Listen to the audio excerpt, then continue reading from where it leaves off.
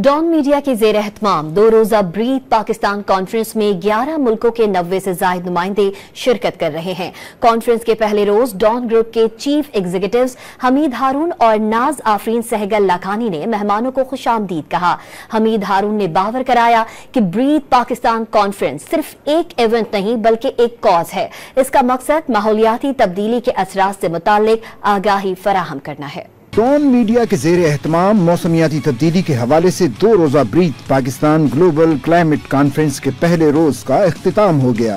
जिना convention centre Islamabad में होने वाली कॉन्फ्रेंस में मेहमानों के पहुंचने पर डॉन ग्रुप के चीफ एग्जीक्यूटिव्स हमीद हारून और नाज आफरीन सहगल लाखानी ने खुशामदीद कहा। हमीद हारून ने खिताब में कॉन्फ्रेंस के अगराज व मकासिद पर रोशनी डाली। I think that the idea of Breathe Pakistan is certainly, I think its orientation, amplification and climate resilience hopefully as the goal of the whole thing.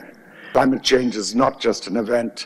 It came as Naz Afreen's idea. It's a belief, it's an ideology, and we hope to work with you over the next few years to make partial, if not highly achieved resilience. ये 2 रोजा conference 15 मुतहर्रिक sessions पर मुहित है, जिसमें 11 ममालिक के 90 से ज्यादा मुकर्ररीन और कॉन्फ्रेंस के अहम शिराकतदार अक़वाम मुत्तहिदा और आलमी बैंक से मौसमियाती तब्दीली के माहिरीन शरीक हैं। कॉन्फ्रेंस में वफाकी वजारत मौसमियाती तब्दीली और कॉन्फ्रेंस के स्ट्रेटेजिक पार्टनर हुकूमत पंजाब के साथ साथ दीगर सूबों और कारपोरेट सेक्टर के माहिरीन भी शामिल हैं। भारत, बांग्लादेश, नेपाल, भूटान और श्रीलंका समेत जनूबी एशियाई खित्ते से मौसमियाती तब्दीली के माहिरीन की एक बड़ी तादाद भी कॉन्फ्रेंस में शिरकत कर रही है।